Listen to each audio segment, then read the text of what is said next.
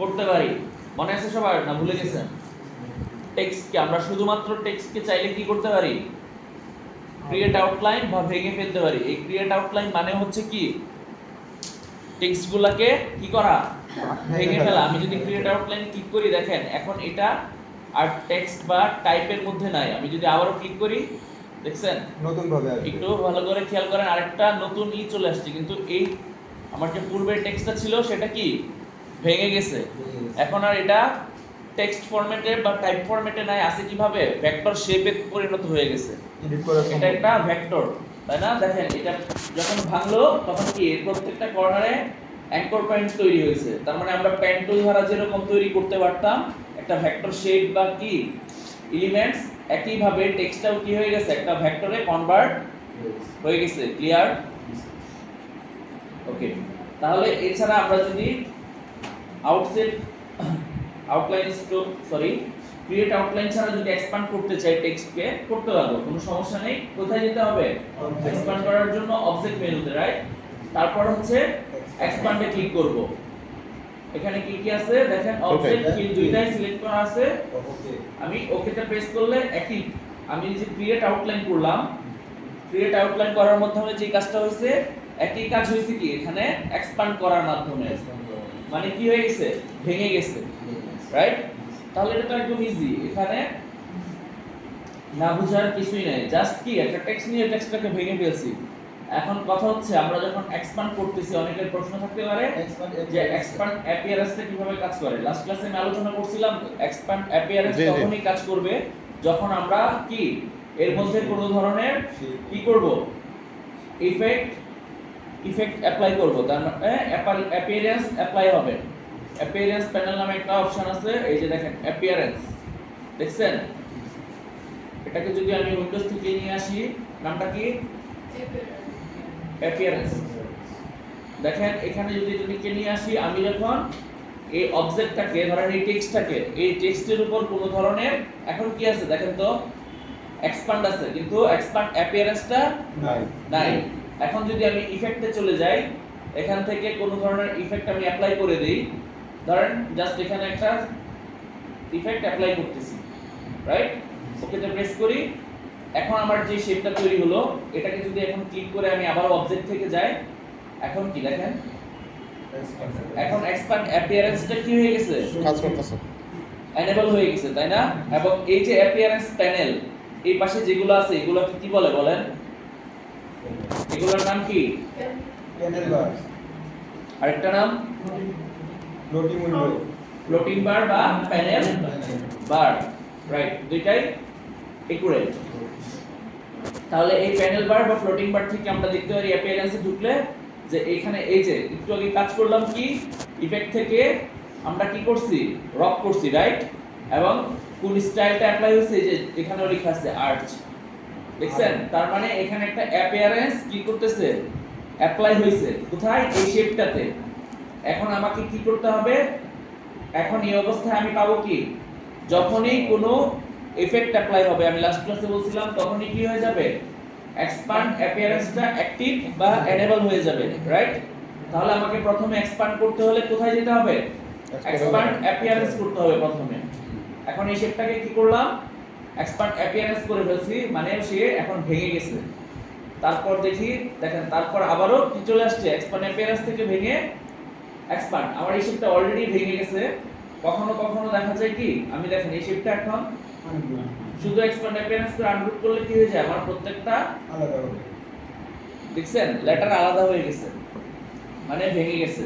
এবং আমি চাইলে এই লেটারগুলোতেও কি করতে পারি, অ্যাঙ্কর পয়েন্ট ধরে কি করতে পারি, মুভ করতে পারি, পারি না? যদি নিয়ে যাই তাহলে মুভ করা যাবে, এনিথিং করা যাবে, যে কোনো কিছুই করতে পারবো। পাতের ডিপার্টমেন্ট। তারপরে হ্যাঁ দেখাচ্ছি।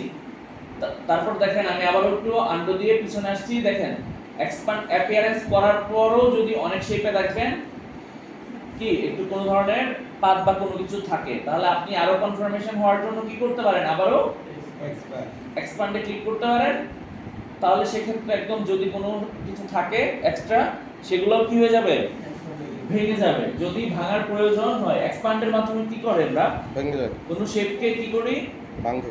ভেঙে ফেলি। ক্ষেত্রে নরমালি মানে আমরা বোঝার জন্য বলতেছি যে ভেঙে ফেলি। ধরেন আমরা কোনো স্ট্রোক থাকলে স্ট্রোককে ফিলে কনভার্ট করে ফেলি। এক্সপ্যান্ডের অনেক ধরনের কাজে আছে। তো নরমালি এই দুইটা কাজেই হয়ে থাকে। নেক্সট কি বলতেছিলেন দ্রুত বলবেন। পাত পাথ, হ্যাঁ পাথ থেকে কোনটা স্যার? পাত থেকে সম্পূর্ণ পাথ। না না ডিভাইড অবজেক্ট হলো divide object below divide object below. আচ্ছা এই কথাটার দিকে যদি খেয়াল করি আমরা তাহলে কি বুঝতে পারতেছি? নিচের অবজেক্ট ডিভাইড অবজেক্ট বিলো, তার মানে হচ্ছে ডিভাইড মানে ভাগ করা, অবজেক্ট হচ্ছে যে কোনো একটা শেপ, তাই না? বিলো মানে আর বিলো হচ্ছে নিচে, তাহলে কি নিচে থাকা যে কোনো শেপ কি হয়ে যাবে? বিভক্ত হয়ে যাবে। এখন কিভাবে করতে পারি? আমরা একটা অবজেক্ট তাহলে প্রথমে আমাকে ক্রিয়েট করতে হবে, রাইট? ধরেন আমি একটা অবজেক্ট ক্রিয়েট করলাম। এখন এই অবজেক্টটাকেই বা শেপটাকে আমার ভাঙার প্রয়োজন। তাহলে কি করতে হবে? আমার অন্য একটা শেপের সাহায্য নিতে হবে। আমি যেই শেপটা দ্বারা ভাঙতে চাই, ধরেন এটার কালারটা যদি একটু পরিবর্তন করি, আচ্ছা এখন এই শেপটাকে যদি আমি ভাঙতে চাই, ধরেন আমি মাঝ বরাবর ভাঙতে চাই অথবা কি 45 ডিগ্রি ভাঙতে চাই, তাহলে ভাঙবো কি? একটা লাইন টুলের সাহায্যে আমি ভাঙতে যাচ্ছি।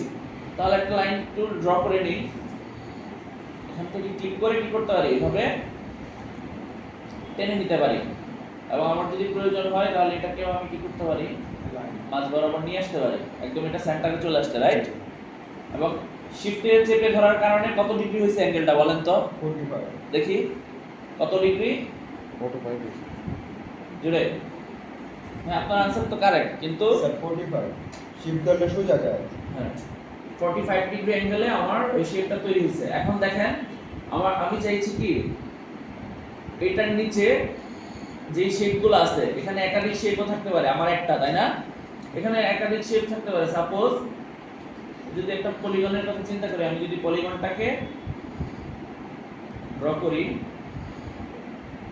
এটার কালার পরিবর্তন করে দিই, এটাকে সেন্টার করে দিই, তাহলে বলেন এখন আমার সবার উপরের শেপটা কোনটা? পলিগন। পলিগন। কিন্তু আমাকে ভাগ করতে হবে কি দিয়ে? অন্য একটা শেপ। তাহলে এই শেপটা দিয়ে আমি ভাগ করতে চাইছি, এটাকে আমার সবার উপরে নিয়ে আসতে হবে। নিয়ে আসার পদ্ধতি কি? Bring to front. অ্যারেঞ্জ থেকে ব্রিং টু ফ্রন্ট, বা অ্যারেঞ্জ আছে কোথায়? অবজেক্ট থেকে সরাসরি অ্যারেঞ্জ। সহজেই আমরা রাইট ক্লিক, মাউস থেকে রাইট বাটন ক্লিক করলে কি হয়? এই অপশনগুলো এখানে চলে আসে দ্রুত। এবং কিবোর্ড শর্টকাটের জন্য আমরা কন্ট্রোল শিফট কন্ট্রোল কি greater than closing bracket, third bracket, right, click করতে পারি। আচ্ছা তাহলে এখন আমার এই দুইটা শেপকে একটু বড় করে নিস যেন বোঝার সুবিধা হয়। এই দুইটা শেপকে আমি কি করব? ভাগ করব। তাহলে যেই শেপটা দিয়ে ভাগ করব এটাকে সিলেক্ট করা থাকা অবস্থায় যেতে হবে কোথায়? অবজেক্ট অবজেক্ট পাথ ডিভাইড এবং অবজেক্ট ডিভাইড অবজেক্ট বিলো। দেখেন এখন এটা বিভক্ত হয়ে গেছে। আমি যদি এটাকে টেনে নিয়ে আসি, যেখানে ছিল সেই পজিশন কি বিভক্ত হয়ে গেছে, এবং এগুলোর মধ্যে কালারও পরিবর্তন করা যাবে। ক্লিয়ার? আর কোন কোশ্চেন? ফার্স্ট দ্রুত বলতে হবে। আর কারো কোনো কোশ্চেন? জি রক কি স্যার? রক রক বলতে মানে হচ্ছে কি ইফেক্টেড রক, অবজেক্ট ডিস্টর্টের কথা বলতেছেন? অবজেক্ট মানে এনভেলপ ডিস্টর্ট থেকে মেক উইথ রেড, তাই না? এটা কি করছিলাম আমরা?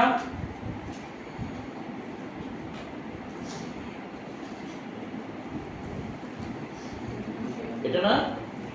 আচ্ছা এটার মধ্যে কি কোনটা? এটা মেক উইথ রক। তাহলে আমরা কি করতে পারি? আমরা একটা শেপ নিতে পারি, একটা শেপকে কি করতে পারি? এনভেলপ ডিস্টর্টের সাহায্যে মেক উইথ রক আমরা ইফেক্টের মাধ্যমে যে রকটা কাজ করতে পারি সেটা কি এখানেও অ্যাপ্লাই করতে পারি। এবং বিভিন্ন স্টাইল কি বলছিলাম চেঞ্জ করে দেখার জন্য এখানে বিভিন্ন আকৃতির কি আছে? স্টাইল আছে। আমরা স্টাইল চেঞ্জ করার সঙ্গে সঙ্গে কি হয়? আমরা যে শেপটা নিচ্ছিলাম এই শেপগুলো পরিবর্তন হচ্ছে। দেখেন এখানে ফ্ল্যাগ স্টাইলটা নেওয়ার কারণে কি হয়ে গেছে? এখানে ফ্ল্যাগের আকৃতি ধারণ করছে। এবং ফিশ, এই যে এখানে একটা মাছের আকৃতি কি করছে? ধারণ করছে, তাই না? আমরা এখানে চাইলে একটা চোখ অ্যাড করতে পারি, অনেকটা মাছের আকৃতি দেখা যাবে না? ফুলদানির মতো দেখা যায়। হ্যাঁ দেখা যায়। এই শেপটাকে যদি এখন আমি ভেঙে ফেলি, দেখেন কি করা যাবে। আমি কি ভাঙতে হলে কোথায়? দেখেন এনভেলপ ডিসপ্লের ভিতরেও কি আছে একটা এক্সপ্যান্ড আছে, ক্লিক করলাম তাহলে আমার এটা একটা ভেক্টর শেপে পরিণত হয়ে গেছে। আমি যদি এখন একটা টেক্সট নেই, টেক্সটটা হচ্ছে ফিশ, রাইট? দেখেন কি হয়, দুটো করে নিন।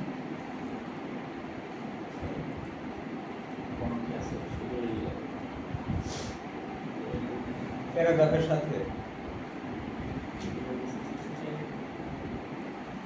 ওকে, দেখেন তাহলে কি এই যে এখানে শেপটা ছিল, এটা আমি কি করছি, এনভেলপ ডিসপ্লে থেকে কি করলাম, এগুলোর কিন্তু কাজ আছে, এগুলো ছোট ছোট কাজ অনলাইনে আপলোড করা যায়, এবং যদি ওই সাইটগুলোতে অ্যাপ্রুভ করে তাহলে কি, ভালো করে যদি ওইখান থেকে কোনো অন্য কেউ ডাউনলোড করে সেক্ষেত্রে আপনি ডলার আর্ন করতে পারবেন। এই ধরনের এলিমেন্টস আপনি যেগুলো স্পেশাল এলিমেন্টস আপনি চাইলে এগুলো ক্রিয়েট করে করে ওই সাইটে আপলোড করতে পারবেন। আমরা যখন ফ্রিল্যান্সিং সাইটে যাব তখন ওগুলো দেখব। এখন কি করতে পারি দেখেন, এরপর আরেকটা এনভেলপ ডিস্টর্টের কাজ দেখছিলাম কি, মেক উইথ টপ অবজেক্ট। তাহলে আমার এই শেপটাকে উপরে নিয়ে আসতে হবে, তাই না? এটা একটু দেখি, তার মানে এই শেপটা আমার নিচে আছে, তাই না? এটাকে উপরে নিয়ে আসতে হলে অ্যারেস থেকে ব্রিং টু ফ্রম দুইটাকে সিলেক্ট করে অবজেক্ট থেকে যদি আবার এনভেলপ ডিস্টর্টের আরেকটা অপশন দেখি কি, মেক উইথ টপ অবজেক্ট। দেখেন একটা ফিশের আকৃতি ছিল না, জি জি ফিশের আকৃতিটাতে কি হয়ে গেছে, টেক্সটটা এখন কনভার্ট হয়েছে হয়ে গেছে। বুক হয়ে গেছে। ক্লিয়ার? আচ্ছা, এছাড়া আর কিছু দ্রুত দ্রুত দ্রুত বলেন, তারপরে নেক্সট ক্লাসে যাব। আচ্ছা, বুঝি নাই কি বলছেন?